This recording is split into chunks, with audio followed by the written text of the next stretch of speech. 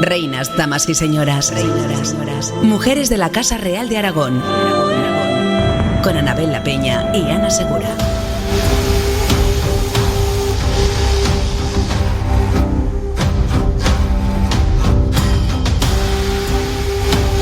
Leonor, infanta y heredera de Castilla hasta el nacimiento de su hermano, estuvo comprometida desde su primera infancia con el infante Jaime de Aragón, con quien llegó a escuchar la misa nupcial.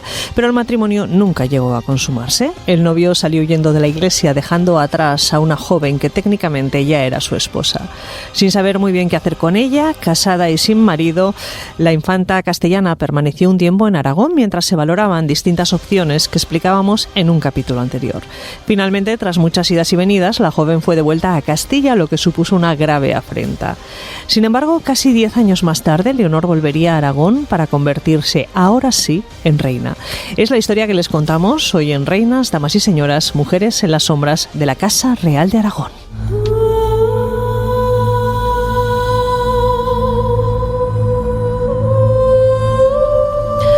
Anabel La Peña, bienvenida. Muchas gracias, buenos días. Bueno, si hay una historia rocambolesca entre las reinas aragonesas, yo creo que la de Leonor podría ser la que más. Es una de las más potentes, desde luego que sí, porque además no es que la devolviéramos a Castilla, es que después intentamos casarla con otros infantes, con uno que era, estaba vinculado a la iglesia, después con otro, al final no fue así y al final acabó casándose y volvió como reina. Bueno, pasaron 10 años entre un episodio y otro. Vamos a recordar que el primer novio infante, Jaime de Aragón, la dejó plantada en Aragón, en el mismo altar, y como si de un giro de guión se tratara, años más tarde Leonor de Castilla regresó a Aragón para casarse con quien habría sido su cuñado, Alfonso.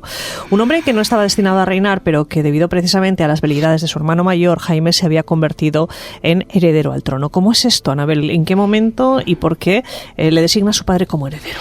Bueno, pues el primogénito, que es el que la ideología que había en aquella época era el que más derechos tenía, porque era el elegido por Dios para ser el primero de un matrimonio real, pues entonces si el primogénito no cumplía y decidía llevar una vida alejada de lo que podríamos decir sus deberes como heredero y los cargos que tenía que ocupar, pues entonces hubo que buscar el segundogénito, que fue la figura de Alfonso IV, para que supliera esta vacante que se había producido en el reino, ya que Jaime no pretendía asumir ninguna tarea de gobierno. Entonces el segundo era precisamente Alfonso. Era el que le tocaba por línea descendente, y así se había establecido en el lejano siglo XI las leyes sucesorias aragonesas. Bueno, Alfonso llevaba su vida, de hecho estaba casado con Teresa de Entenza, había tenido sus propios hijos, estuvieron en la campaña de Cerdeña, es decir, tenía una vida hecha, y de repente se encuentra con que tiene que ser rey de Aragón, y no solo eso, sino que pocos días antes muere su esposa. Sí, 5 días antes de que se produjera la muerte de Jaime II, y por lo tanto el inicio del nuevo monarca. Ya sabes que muerto el rey, viva el rey, ese es el lema habitual en las monarquías. Entonces 5 días antes falleció Teresa de Entenza, falleció aquí además en la ciudad de Zaragoza, y nos encontramos con que 5 días después fallece Jaime II, y a partir de allí nos convertimos con un viudo, un huérfano de padre y de madre en esos momentos, que asciende al trono. Pues ahí lo tenemos, el nuevo rey que ascendió al trono de Aragón como Alfonso IV era un rey viudo y había que buscar esposa. Anabel, ¿por qué crees tú que puso sus ojos en Leonor, la que tendría que haber sido su cuñada? A ver, yo creo que porque ella misma se sintió, la presionaron. Era muy conveniente los acuerdos entre Aragón y Castilla en aquellos momentos. Ten en cuenta que la tercera tribu desde el norte de África había cruzado ya, es decir, primero tuvimos en el siglo XI a los almorávides, después a los almohades, ahora los benimerines o banumarín han cruzado el estrecho, están provocando problemas en Andalucía, y sobre todo convenía una alianza entre distintos reinos para sellar el mar en la zona del estrecho de Gibraltar. Si sellábamos esa posibilidad, que no se produjo hasta 1350 aproximadamente, pues nos encontraríamos con que cualquier desembarco podría desestabilizar. Era conveniente que Castilla, que era el territorio con más fuerza territorial, pero la corona de Aragón era el territorio con más barcos, más Portugal también, por toda la costa atlántica que tenía, más fue conveniente hacer pactos con los genoveses, que también tenían un mundo basado en el mar para su comercio y demás. Nos relacionáramos todos para sellar ese estrecho de Gibraltar. Es decir, que en este contexto el honor de Leonor era lo que menos importaba. No importaba demasiado. Es decir, la buscaron, como no hubo otra posibilidad. Hombre, con eso se quedaba más ratificado. Era el matrimonio de un rey ya en efectivo con una mujer que había llegado a ser en sus primeros momentos de vida incluso heredera para la corona de Castilla. No le podemos llamar todavía princesa de Asturias porque ese principado no estaba creado, pero era la heredera y como tal primogénita había sido declarada hasta que nació su hermano. Bueno, contábamos en un capítulo anterior, como ya recordarán, y si no pueden buscarlo, que ella no solamente se tuvo que quedar en Aragón durante un tiempo, sino que incluso ese infante Jaime intentó recuperar el trono, intentó recuperar a Leonor. Yo no quiero pensar que serían para ella esos años. La cuestión es que por un motivo u otro ambas partes estaban interesadas y, según cuenta Zurita, enviamos embajadores a negociar a Castilla. Las negociaciones duraron un tiempo, pero llegaron a buen puerto y a finales de 1327 la cuestión ya estaba encarrilada. Se procuró que el rey don Alonso, que estaba en Sevilla, se viniese a Toledo para la fiesta de Navidad y mandase venir allí a la infanta doña Leonor. Y fue una secreta inteligencia que hubo entre estos príncipes, porque el rey de Aragón determinó de casar con la infanta doña Leonor. En otro fragmento de este mismo texto, Anabel, Zurita habla de palabras de presente. ¿Qué son las palabras de presente? Bueno, en estos contextos lo que significa es que se habían llegado a los acuerdos que se tenían que llegar para el matrimonio. Es decir, no solamente influía la dote que se podía recibir por parte de una infanta castellana, la parte que le correspondería en Aragón, sino también otros acuerdos que se derivaban de este pacto de este enlace que estamos comentando. Es decir, por ejemplo, si teníamos que aportar nuestro esfuerzo bélico en las campañas de tierras musulmanas andaluzas, esos son los acuerdos que se toman. A veces conllevaban, por ejemplo, el embargo de hierro a no sé qué país porque podía ser enemigo de Castilla, podía ser enemigo de Aragón. Es a los acuerdos a los que se ha llegado en aquellos momentos y que si se firman ya prácticamente obligan como tales. Mira, a partir de ese momento, Leonor de hecho podía ser considerada reina de Aragón. Sí, es que lo fue así considerada. Aunque no se hubiera celebrado el matrimonio. A pesar de todo lo que había pasado antes. A pesar de eso. A ver, me van a perdonar la expresión los oyentes, pero a veces estas mujeres no les quedaban más remedios, tenían unas ciertas tragaderas por la posición que podían tener relevante en otros reinos. Y para ser solo una infanta castellana, pues mejor ser reina de Aragón. Eso está claro. Bueno, pues Leonor ahora tendría que viajar hasta su nuevo reino para celebrar el enlace con la solemnidad debida y de manera pública. Y para ello se eligió a la ciudad del Cailés, Tarazona.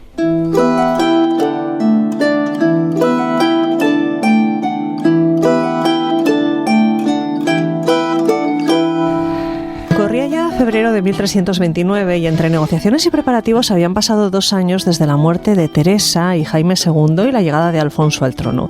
La boda era un acuerdo entre dos grandes potencias, Aragón y Castilla, y por lo tanto se tiró la casa por la ventana. El soberano aragonés dispuso que algunos de los más importantes miembros de la alta nobleza, incluidos el arzobispo de Zaragoza, la principal autoridad eclesiástica aragonesa y diversos caballeros, acompañaran la entrada de la infanta castellana en Aragón y le agasajaran con diversos regalos. Así lo cuenta Jerónimo Zurita. Llegando el rey de Castilla con la reina su mujer y con la reina de Aragón su hermana a Logroño, fueron algunos ricos hombres y caballeros de Aragón a aquella villa por mandato del rey para acompañar a la reina su mujer. Y a Calahorra fue el arzobispo don Pedro de Luna con grande acompañamiento de ricos hombres y caballeros, y lleváronse a la reina muchas joyas y preseas y ricos aderezos. Y pasando más adelante a la villa de Alfaro, salió a recibir al rey de Castilla el infante don Juan, patriarca de Alejandría y administrador de la iglesia de Tarragona, y llevaba consigo muchos ricos hombres y caballeros de Aragón y Cataluña, y de allí se vinieron juntos para la villa de Ágreda. Anabel, la villa de Ágreda, que aparece recurrentemente en nuestra historia, que es una localidad soriana, pero que está muy vinculada a Aragón. Sí, efectivamente. Se le llamó en tiempos, hace unas décadas, se le llamaba Barbacana de Castilla. Es el punto adelantado, es donde contacta toda la comarca del Keiles y de Tarazona y demás con las tierras castellanas de Soria, en concreto con Ágreda. Era todo ese territorio para Castilla, era una villa grande, bien protegida, con sus musulmanes, es decir, sus mudéjares, con sus judíos, con la parte cristiana. Se había repoblado y hacía pues eso de Barbacana de Castilla. Por eso, para la salida del reino de los cortejos castellanos, solían enfocarse hacia esta población para pasar a una de las grandes ciudades que tenía el Aragón de aquellos momentos, que era la ciudad de Tarazona. Bueno, pues hasta la villa soriana de Ágreda, en la frontera, también se desplazó el propio monarca. Luego las dos comitivas, la castellana y la aragonesa, recorrieron los caminos hasta Tarazona, donde se renovaron los acuerdos de matrimonio, de apoyo militar y de dote. Y la boda, después de tanto ir y venir, pudo por fin celebrarse. Otro día se vinieron ambos reyes a la ciudad de Tarazona con las reinas doña María y doña Leonor, y se celebraron las bodas del rey con gran fiesta en principio del mes de febrero de 1328. Antes que el rey de Castilla se partiese, estando en Tarazona, lunes a 6 de febrero, se asentó confederación y concordia entre estos príncipes para hacer guerra a los moros. Prometieron el uno al otro de hacer la guerra por mar y por tierra con todo su poder al rey de Granada y su tierra y gentes, y que nunca harían paz ni tregua con él, sino de consentimiento de entrambos. Pues así lo cuenta Jerónimo Jurita, pero hay una curiosidad, Anabel, y es que Alfonso XI de Castilla también escribió un poema sobre esta boda. Sí, se conserva un poema de este rey castellano, pues que loa precisamente la figura de quien iba a ser su cuñado, porque claro, si Alfonso y Leonor son hermanos, pues ahora casado, pues entonces de su cuñado. Entonces expresa sobre todo el cariñoso concepto que tenían de él, de una buena persona, el rey aragonés, de ahí que se le haya llamado el benigno y demás.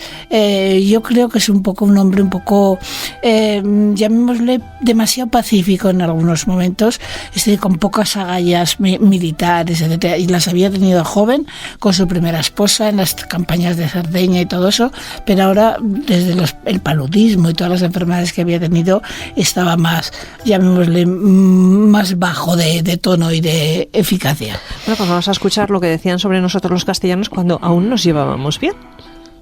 Noblemente se guisó aqueste noble señor, su hermana bien casó la infante doña Leonor. Con un señor muy honrado, cuerdo de buena razón, don Alfonso fue llamado rey e señor de Aragón. Con este rey fue casada esta fermosa infante, e reina fue llamada desde aquel día delante.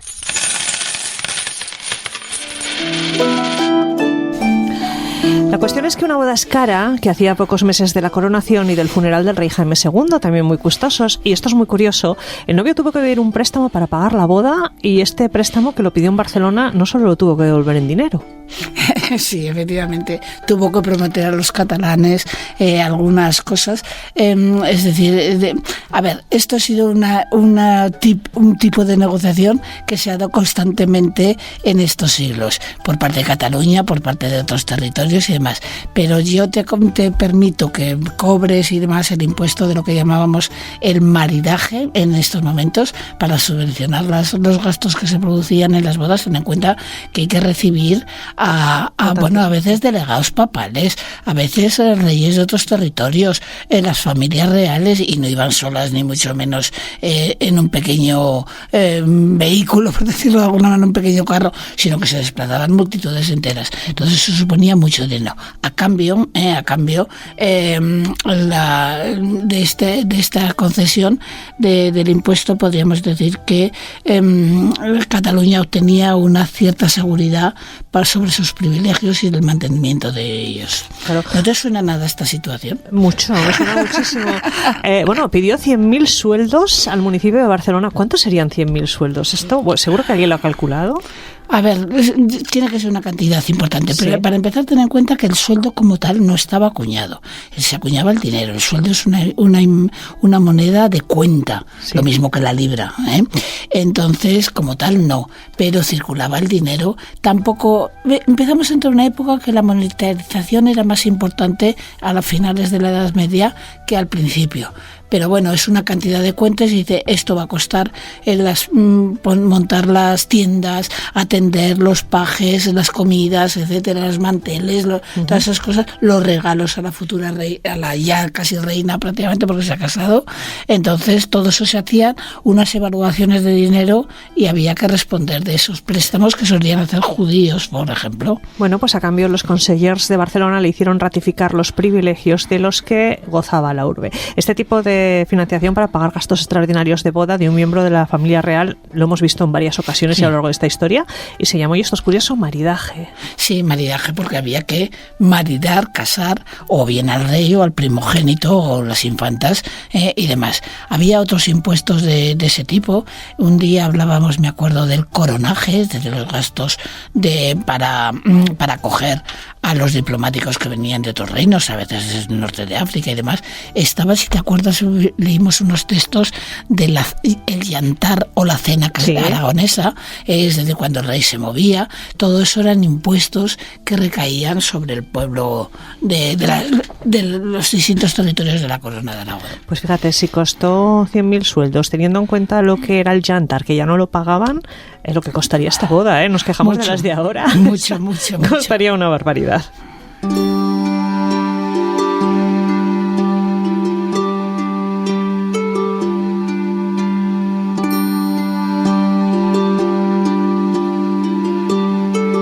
Reinas, damas y señoras.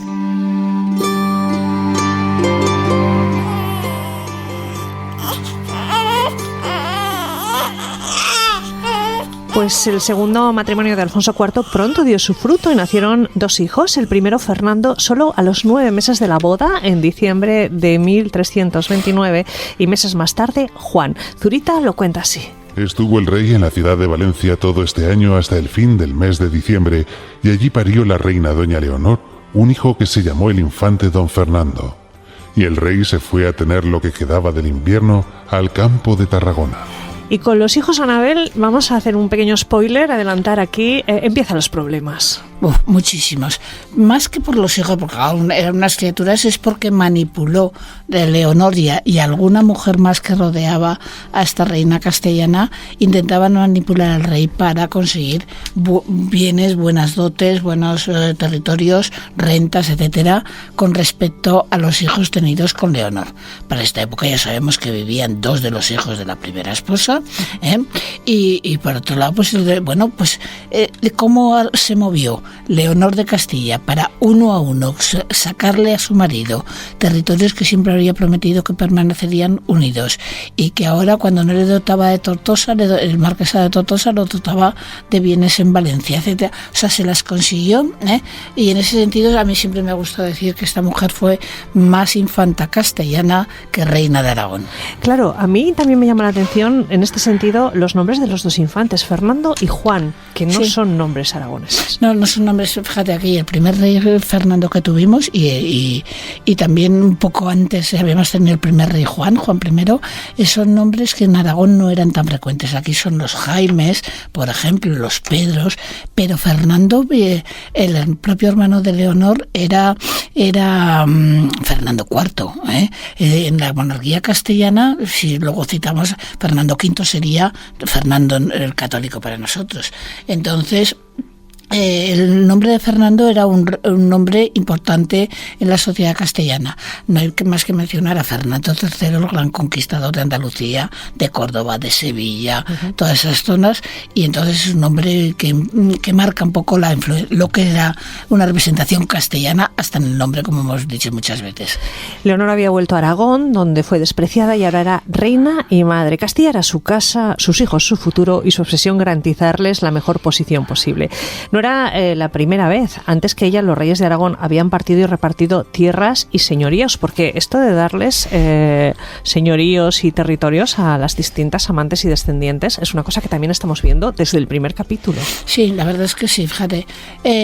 Cuando Jaime I fallece y deja heredero de la corona de Aragón a su hijo Pedro III, nos vamos a encontrar con una situación. De repente a otro de los hijos, a Jaime, le dejan las tierras de lo que llamaríamos hoy el archipiélago balear, les deja al sur de Francia como el Rosellón, la Cerdaña, la ciudad de Montpellier. Es decir, se iban desgajando, por eso concediendo a varios de los hijos. No tenía por qué, se podía, pero como era la voluntad del rey y se consideraba que eso imponía la sucesión, bueno, pues estuvo separada el reino de Mallorca hasta mediados del siglo XIV, ni más ni menos. Bueno, pues eso sí, claro, si a un hijo, a otro hijo le vas dejando rentas, el patrimonio regio va disminuyendo en una época en que la economía empezaba a tener problemas. Vendría la peste negra, en fin, las campañas militares, y era muy peligroso hacer esas segregaciones de bienes. Bueno, y alguien se dio en cuenta, y esto dio pie a algo de lo que vamos a hablar inmediatamente, el Estatuto de Daroca.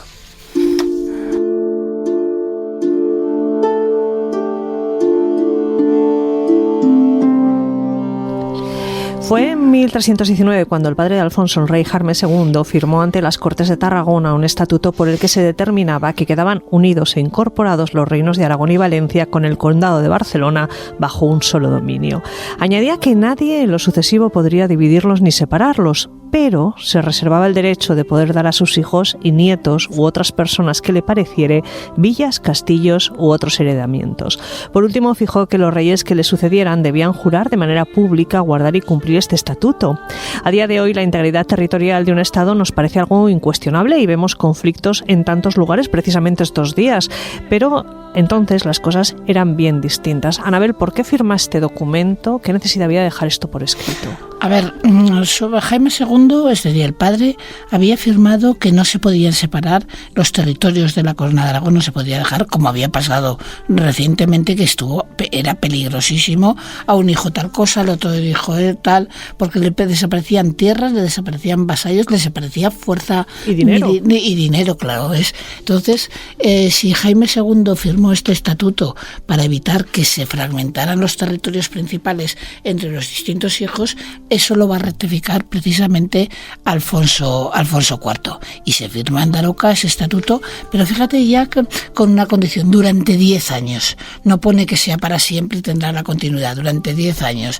De momento necesita esas fuerzas, y después ya decidirán. Quizá en 1328, cuando lo firmó, no pensaba el rey tener nueva descendencia con la nueva esposa, entonces, bueno, pues le dejaría todo a los hijos que ya tenía. O tal vez no pensó que la situación con Leonor fuera a ser tan complicada. Eso es, Zurita. Bueno, en cualquier caso, nosotros como siempre vamos a recurrir a Zurita, que nos cuente cómo fue la firma de este Estatuto de Daroca que Alfonso IV ratificó en Daroca en verano de 1328.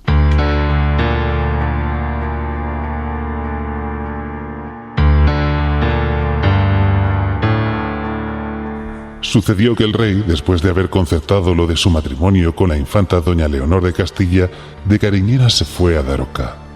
Y estando en aquella villa, considerando que por la liberalidad de los reyes pasados y también porque el rey su padre había dado no solo a sus hijos, pero a diversas personas por lo que habían servido muchas villas y castillos y grandes derechos y rentas de la corona, y otros se habían venido para pagar sus deudas y quedaban muchas cosas por cumplir de sus descargos y de la infanta doña Teresa, y las rentas reales estaban tan menoscabadas y disminuidas que convenía al Estado real y al bien de sus reinos que lo que restaba se conservase en la corona y se evitase la necesidad que se esperaba. Por estas causas él mismo se quiso imponer cierta ley. E hizo un estatuto en que prometía que dentro de 10 años no enajenaría ninguna ciudad, ni castillo ni lugar en los reinos de Aragón y Valencia y en el condado de Barcelona, ni la jurisdicción civil o criminal, ni el mero y mixto imperio, ni feudo ni derecho alguno, ni lo daría o empeñaría ni lo separaría de la corona real. Este estatuto se otorgó en Daroca a 20 del mes de agosto y lo juró el rey y fue muy secreto.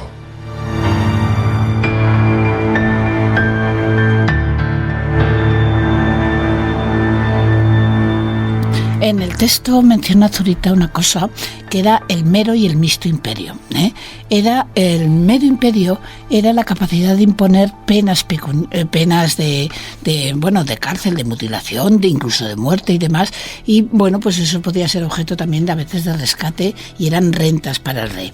Pocas veces se concedía, pero las grandes familias aragonesas sí que llegaron a tener este derecho. El otro lado era el mixto imperio, que eran penas pecuniarias menores, es decir, que un siervo no te había venido a trabajar, pues podías imponerle una multa de 1 dinero, de 2 dineros, pero era peligroso que salieran tantos detalles de la jurisdicción real con respecto a los señoríos y que quedaran en manos de la nobleza. Y también me llama la atención que termina Zurita diciendo que lo juró el rey y fue muy secreto esta firma. Sí, quizá no convenía demasiado mencionar eso, no sé, pues me imagino que ante la corte y demás es una cierta prueba de que estamos teniendo, sí, no sé, no debía ser muy, y se mantiene en secreto, y bueno, pues la reina Leonor no paró hasta intentar conseguir que esto fuera cambiado en aquellos momentos, recurrió hasta el Papa en algún momento. Lo contaremos. Claro, si esta firma fue muy secreta, estarían presentes muy pocas personas. En Daroca, que sepamos, estuvieron entre otros el ayo del infante Pedro, el hijo primogénito de Alfonso IV y su primera esposa Teresa de Entenza, del que ya hemos escuchado algunos fragmentos de su crónica en capítulos anteriores. A partir de este momento va a ser protagonista importantísimo de nuestra historia porque él, Anabel, había sido designado por su abuelo como heredero. Sí, a ver, el futuro rey Pedro IV, que nació sietemesino, que nació muy temprano, Leonor siempre intentó arrebatarle sus derechos sucesorios, tuvo que intervenir en los últimos años la cuarta esposa del rey Elisenda de Moncada para decir que lo nombrara descendiente y que le daría a Alfonso IV. Entonces es una figura que Leonor se hubiera frotado las manos y bueno, pues se hubiera alegrado muchísimo de que este infante y el otro hermano Jaime hubieran desaparecido antes de que muriera su marido, porque entonces el reino iba para sus hijos. Bueno, estamos en lo de siempre. Esto es una especie de Juego de Tronos porque ya tenemos algunos testimonios previos, por ejemplo, de Jaime el Conquistador. También intentaron atentar contra su vida porque no convenía que ese niño llegara a ser un hombre y llegara, por lo tanto, a ser rey de Aragón.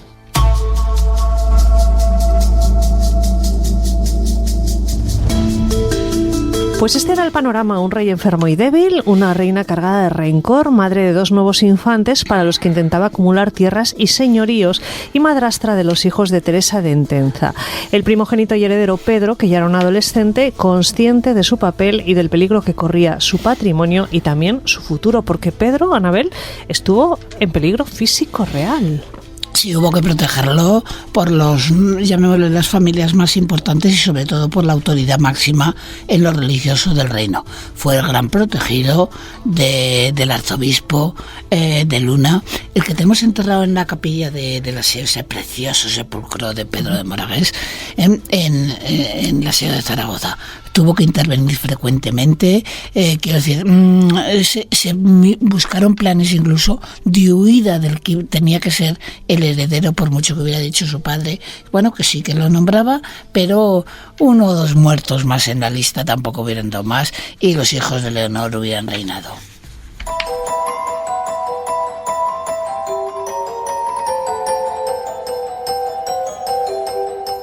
¿Cómo podría haber cambiado la historia? La cuestión es que, de acuerdo al Estatuto de Daroca, los bienes y las tierras y las posesiones solo serían para los hijos ya nacidos del primer matrimonio, pero las palabras se las lleva el viento y lo escrito siempre puede resarcirse. Así debió considerarlo la nueva reina, que aspiraba nada menos a que su primer hijo Fernando fuera declarado heredero. Zurita lo cuenta así. Y por razón de este estatuto pretendió después don Pedro, su hijo, que no eran válidas las donaciones que se hicieron por el rey su padre a los infantes don Fernando y don Juan, sus hermanos, de las ciudades de Tortosa y Albarracín, y de otras muchas villas y castillos. Y hubo sobre ello en el reino grandes diferencias entre él y su madrastra y hermanos. Pues con este panorama, las relaciones entre Leonor y su hijastro Pedro, todavía un adolescente, no podían ser peores. La reina inició una estrategia de sistemática marginación del heredero de la corona y de su hermano menor Jaime, el conde de Urgel. Y sobre todo esto tenemos información de primera mano y también evidentemente interesada, que es la crónica del propio Pedro, el futuro Pedro IV, que llama a Leonor en sus textos madrastra. Anabel habla incluso de que en algún momento ella intentó intentó envenenarle. Sí, se menciona en alguna ocasión, es que era el gran obstáculo, la figura de Pedro, reconocido como heredero, etcétera. Entonces era el gran obstáculo, y no, una vez si desaparecía Pedro, que además a mí siempre me hace mucha gracia porque es que se dudó en su nacimiento si sobreviviría, porque era sietemesino, y en aquella época los sietemesinos pues solían fallecer. Si lo hubiera visto desaparecer, Leonor se hubiera frotado las manos, porque luego un muerto más como el infante Jaime tampoco era demasiado problema. Un accidente de caballo, una caída en la montaña, un mal aire de esto. Sí. Entonces lo hubiera tenido más fácil, pero el infante Pedro se mantuvo en sus 13, llamémosle así, y consigue quitarse todas las maquinaciones de Leonor. Pues vamos a ver qué es lo que nos cuenta Pedro. Verificado dicho matrimonio, salió de Tarazona y se fue a Zaragoza, bajando luego al reino de Valencia, en el cual permaneció hasta el mes de diciembre siguiente, y en donde la citada reina dio a luz al infante don Fernando.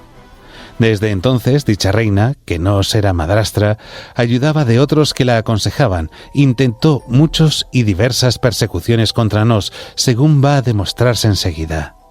Pues Pedro y su hermano Jaime temían por su vida, y algo debía haber de realidad, porque ambos jóvenes fueron protegidos por algunos nobles fieles y sobre todo por el arzobispo de Zaragoza, que llegó incluso a evitar que estos dos infantes fueran entregados a su padre, porque según cuenta el mismo Pedro, si nos ni el infante nuestro hermano fuésemos entregados al señor rey nuestro padre, al punto seríamos muertos.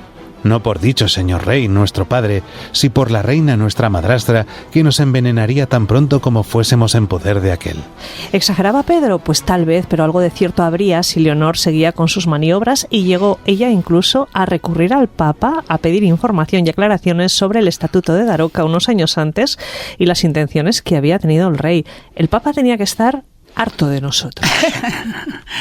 El Papa, de verdad. El Papa, que en esos momentos el papado estaba instalado en Aviñón, nos encontraremos con que las consultas que se hacían excluía efectivamente el pacto el documento de Daroca a los siguientes hijos de que tenidos el rey con una segunda esposa, o no dejaba que no se podía separar, pero a ellos no los excluía. Ese era el verdadero cuide. Entonces lo mejor era no consultar con abogados, etcétera, directamente al papado, porque la desobediencia al papado estaba muy mal vista en aquellos momentos, y convenía tener, pues llamémosle el visto bueno papal en aquellos momentos. Bueno, y el Papa se tomó la consulta muy en serio, porque tiró de artillería pesada. Atención a las personas que involucró en esta investigación. Y la reina hubo un rescripto apostólico por el cual el Papa cometió al infante don Juan, patriarca de Alejandría, y a los obispos de Valencia y Lérida, que se informasen del rey si había sido su voluntad en aquel estatuto de comprehender en él a la reina doña Leonor y a los hijos que de aquel matrimonio naciesen, para que en caso que declarase que no fue este su ánimo, le absolviesen del juramento a cautela. Pues la sangre y naturaleza obligaban que los hijos participasen en los bienes del padre, y fue costumbre que los reyes, sus progenitores, usar de semejante liberalidad con sus mujeres e hijos, y así se hizo. Pues Anabel, nada menos que el patriarca de Alejandría, los obispos de Valencia y Lérida. Leonor llegó muy lejos con sus intrigas, y aquí además entra en escena una mujer de la que tenemos que contar algunos detalles. Sancha Carrillo, la camarera de la reina. Sí, era pues la mujer de confianza de la reina, y ahora has nombrado, ahora volvemos a ella, pero acabas de nombrar el patriarca de Alejandría. Era un título honorífico que había en esos momentos, era un hijo de Jaime II, Entonces, pues miembros de la familia real, miembros representativos de la iglesia y de las consultas que se estaban haciendo, y la figura tremenda de Sancha Carrillo, o Sancha llamada también de Velasco de apellido. Entonces una mujer intrigante, que sobre todo que intentaba conseguir que la cría que había tenido en sus manos, como ella que había sido, pudiera tener mayores posesiones, y los hijos de ella también. Es una mujer que dio muchísimos problemas, los dio en Castilla, los dio en Aragón, y al final se consiguió que saliera de aquí expulsada. Pues fíjense ustedes que a lo largo de todos estos capítulos los estamos contando cómo apenas hay referencias a reinas infantas y sin embargo una camarera de la reina aparece citada por Zurita y también por la crónica de Alfonso XI. Vamos a escuchar lo que dice Zurita de ella. Gobernábase la reina por una dueña que tenía en su casa, que había sido su aya, que se llamaba doña Sancha Carrillo, y fue mujer de Sancho Sánchez de Velasco, que fue gran privado del rey don Fernando. Y era de tal condición que siempre procuraba novedades y escándalos. Como el autor de la historia del rey don Alonso de Castilla lo escribe, y por su causa se siguieron en aquel reino, en el tiempo de las tutorías del rey don Alonso, grandes alteraciones y bandos. Y fue parte para que el rey de Castilla echase de su casa al conde don Alvar Núñez y perdiese el estado y la vida. Pues lo cita Zurita y nosotros recuperamos también la crónica de Alfonso XI castellana y por tanto con una visión externa de Aragón que dice de ella: esta señora doña Sancha era de tal condición que siempre codiciaba bollicios et levantamientos en el regno. Coinciden por lo tanto cronistas aragoneses y castellanos en que el aislamiento y la presión a la que sometía al rey, su esposa, venía instigado por esta Sancha Carrillo. Sí, Sancha Carrillo, Sancha Velasco, es una mujer que, fíjate lo que viene a decir, que siempre que aparecía ella había bullicios y problemas y bueno, pues controversias y demás. Era, según lo ha juzgado el papel que desempeñó en la historia, era la mala que aconsejaba a Leonor. Pero fíjate, Anabel, que dice Zurita algo tan gordo como que consiguió que el rey de Castilla echase de su lado al conde Alvar Núñez y perdiese el estado y la vida. Sí, así es. No es ninguna broma. No es ninguna broma. A ver, los Velasco eran una familia muy importante en Castilla, ¿eh? Entonces, bueno, pues pertenecía a esa familia, entonces, bueno, pues tenía un cierto poder, reconocimiento y demás en aquellos momentos. Y el cargo de aya o ama, llamémosle así, del primogénito, pues también. Claro. Bueno, llegó a tal punto su influencia que los consejeros del monarca consiguieron convencerle de la necesidad de separarla de la reina y que esta mujer se volviese a Castilla. Pedro IV también lo cuenta en su crónica. Cuando el señor rey, nuestro padre, hubo estado algún tiempo en el reino de Valencia, todos los vasallos y demás gente del país empezaron a murmurar contra doña Sancha porque les trataba mal, en vista de lo que el patriarca y otros del consejo de dicho señor trataron de que se saliese cuanto antes del país o del reino. Hízose saber al punto a doña Sancha que se volviese a Castilla, de cuya noticia quedó la reina sumamente turbada. Pero no hubo remedio. Salió doña Sancha del país y en Ramón Cornel lo acompañó hasta Castilla, mas al llegar a la huerta de Zaragoza, los hortelanos y otros de los que allí llaman terratenientes armaron grande algaraza y empezaron a gritar contra dicha doña Sancha diciendo: «Fuera, fuera la mala vieja, que no atreva a entrar en Zaragoza y pase por las afueras», por lo que se dirigió al lugar de Alagón. No bien estuvo fuera del reino la tal doña Sancha, la corte quedó tranquila. Pero esa tranquilidad duraría muy poco. Pues la verdad es que sí.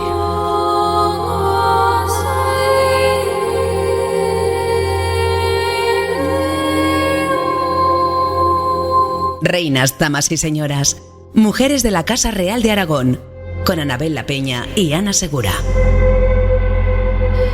Pues tanta fue la presión que finalmente el rey de Enfermo cedió y declaró mediante juramento que ni la reina ni los hijos estaban incluidos en el Estatuto de Daroca, dando así carta blanca a los intereses de Leonor.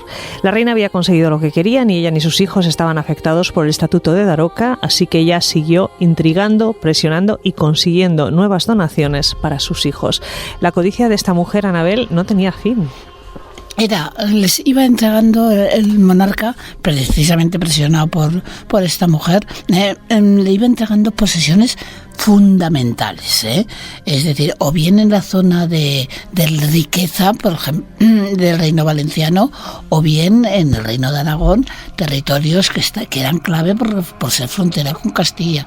Si en este caso pasaban a manos privadas y el infante que lo recibía se pasaba al bando castellano, esas poblaciones irían con él, Era muy peligroso lo que se estaba haciendo. No vamos a leer la lista entera para que los oyentes se hagan una idea. Alicante, Elche, Novelda, Orihuela, Puebla, Guardamar, Albarracín con sus aldeas, Játiva, Alcira, Muviedro, Morella, Burriana y Castellón. Es decir, lo mejor del Reino de Valencia. Totalmente las poblaciones más importantes, o sea, es que eran Alicante, Elche, por la que tanto habíamos luchado y forzado la situación para tenerlo, y que lo había conseguido Jaime II cuando se firmaron los pactos, y Jaime II los consiguió más tarde por diversos tratados. Es decir, eran puntos muy, muy, muy importantes y sobre todo muy peligrosos su abandono para el reino de la Corona de Aragón. Pues ojo, porque Jerónimo Zurita nos apunta alguna cosa más.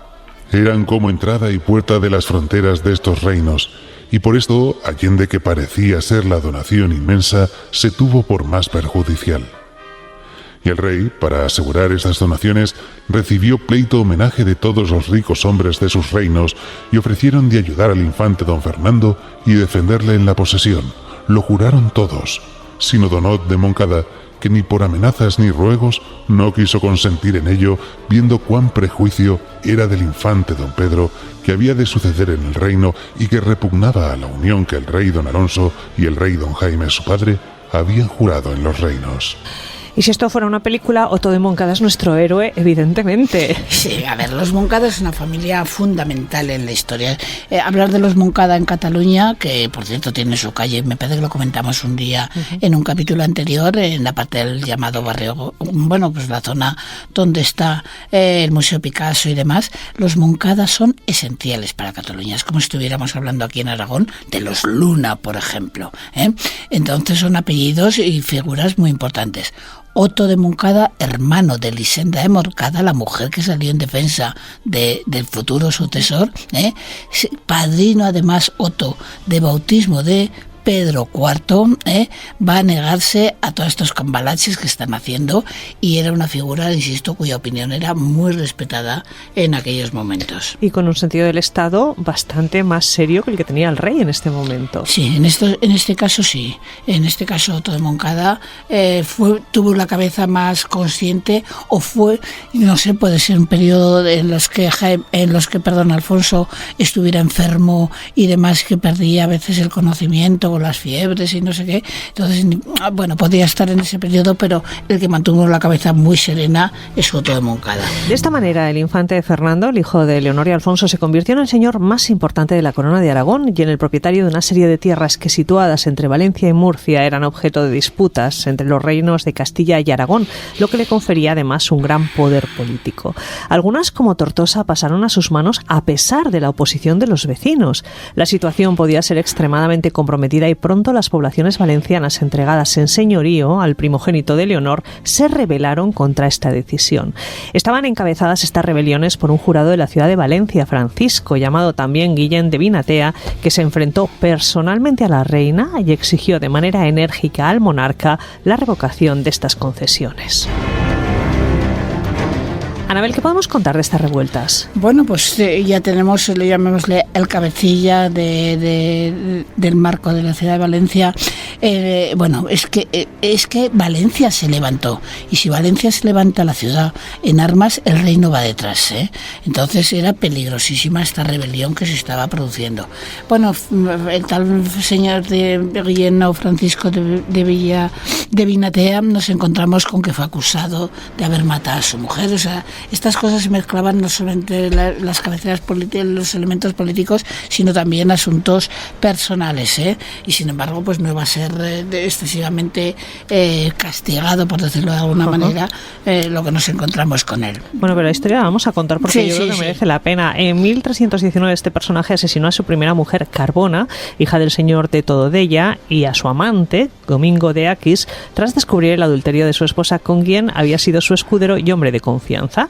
Carbona estaba embarazada en el momento de su muerte, preñada con la criatura en el útero, dicen las crónicas, y para más horror, los detalles que han quedado documentados mencionan que el feto fue arrancado de su vientre por el marido engañado. El asesino no sufrió las consecuencias de este hecho porque el homicidio fue considerado un delito de honor y se saldó con la absolución y el pago de 600 maravedís de oro sin que el autor tuviera que pisar la cárcel. muy barato, ¿no? Demasiado barato. Un niño arrancado del útero de su madre, y que, bueno, pues que no haya realmente un castigo. Las mujeres tenían poco que decir todavía en aquella sociedad, ¿eh? Y mientras Fernando y su hermano Juan, el conde de Urgel, seguían sumando señoríos y la lista de donaciones era ya un auténtico disparate, las rentas, fortalezas y vasallos con los que el rey beneficiaba a los hijos de Leonor ponían en jaque el proyecto político del heredero, el futuro Pedro IV, nacido del matrimonio del rey con su primera esposa. Anabel, antes de terminar, ¿hay algún recuerdo, alguna imagen que nos ha quedado o alguna presencia de la reina Leonor?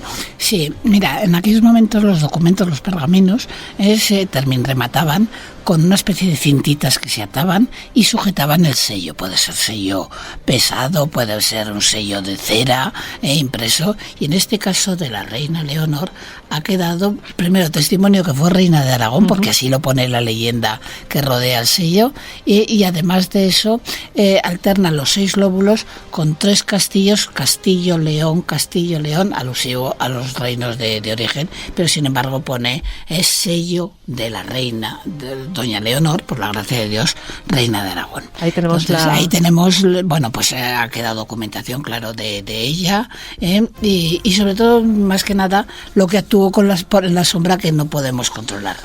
Bueno, pues la historia, ya verán ustedes, no termina aquí. Un rey débil y enfermo, una reina codiciosa que actuaba con total impunidad y el apoyo de parte de los nobles, un heredero en peligro, las ciudades levantadas contra la monarquía, un reino a punto de quebrarse. La situación de Aragón era un auténtico polvorín. Lo que ocurrió en este complicado tablero de juego, el desenlace de esta historia, lo contamos en el próximo capítulo de Reinas, Damas y Señoras, Mujeres en las sombras de la Casa Real de Aragón. Reinas, damas y señoras, mujeres de la Casa Real de Aragón.